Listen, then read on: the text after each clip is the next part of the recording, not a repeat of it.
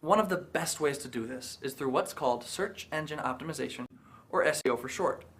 The goal of this video is to give you a basic overview of how search engines work so you can better understand what search engine optimization, or SEO, is all about. Let's get started. As of today, there are over 130 million registered websites out there on the internet. To sort through all of it, most of us rely on search engines to find what we want. And these search engines have become so good that over 90% of people using the internet rely on them to find things. Now, there's lots of good search engines out there, but about 83% of people worldwide use Google. So that's what we'll use in this video. Just keep in mind, the concepts we're discussing apply to all the other search engines too. When you search for something with Google, you get back a results page, and there's lots of stuff on it. This shows you how many websites Google found that are probably relevant to what you're looking for. Here, companies can pay Google to place ads for when people search for particular things. But this is the section most people care about. It's the actual results list, which is just a list of websites that are most likely to contain what you're looking for. And you'll notice this is just the first results page. You can click down there for more. Now, here's the important part that most people just don't know. Over 94% of people that use Google only click results on this first page. If they don't find what they're looking for, they usually don't bother clicking on subsequent result pages. Instead, they typically prefer to just adjust their search terms and start from scratch. And of those people who do click on that first page, most only click in what's sometimes referred to as the golden triangle, or top 3 or so results. In fact, about 63% of people just click right in there. This is why optimizing your website for search engines or doing SEO is so important. When people search for something that's relevant to them and they see your website in their search results, they're going to click and visit your page. And these aren't just any visitors. These are people that are looking for exactly what you offer. So, of anyone, they're the most likely to convert into customers and subscribers, etc. But if your website isn't showing up towards the top 3 results or so, or if it isn't even on the first page, it's almost like your website doesn't exist. No one can even find it. Now, in our example, we searched for California sandals, and we got back about 22 million website results. It's not exactly a small number.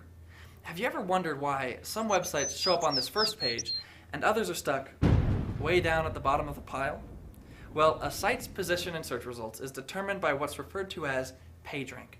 Every website has a ranking for particular search terms or keywords. In the beginning, the first search engines worked by tracking all the words on web pages.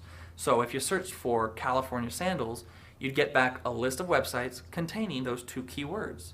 And the websites that had those words most often were ranked higher, and they showed up towards the top of results pages.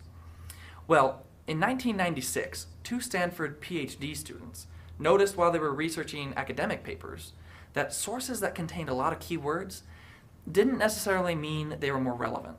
What mattered a lot more was whether those papers were cited often by other papers. So they applied this citation concept to web search. They suggested websites that were backlinked a lot, that is to say, were referred to often by other websites, were more likely to be relevant. That's how Google was born. Search engines today all follow this model. They still look at your website's keywords, but they then rank your site's relevance on the number and quality of backlinks to it from other websites. So think of it like this.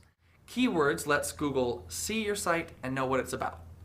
Backlinks determine how much Google trusts your site to be relevant. So keywords are important because they tell Google you're out there, but backlinks move your website up the food chain. That's why the search results you see are called organic or natural results. They're constantly changing based on what people actually do out there on the web.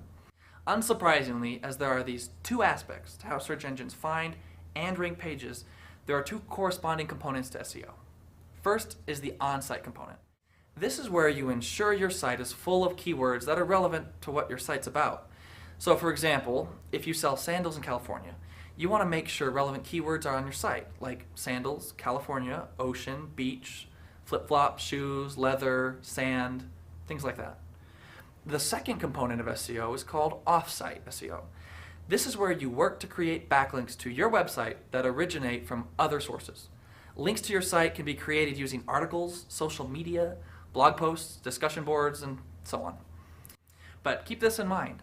The more influential or legitimate the website is that links back to you, the more effect that backlink from that site is going to have on your search result ranking. So that's it. SEO is super important because it helps you move to the top of relevant search results. And since almost everyone relies heavily on search engines to find anything online, SEO is the most effective way to increase traffic to your site. Good SEO takes time, so the sooner you start, the sooner you move up the results ladder. To learn more about SEO, watch our next video, How to Grow Your Business with SEO. Visit our Help Center, or feel free to give us a call. We have SEO specialists standing by to help you. And as always, like, subscribe, or follow us to get the latest info, tips, and special offers.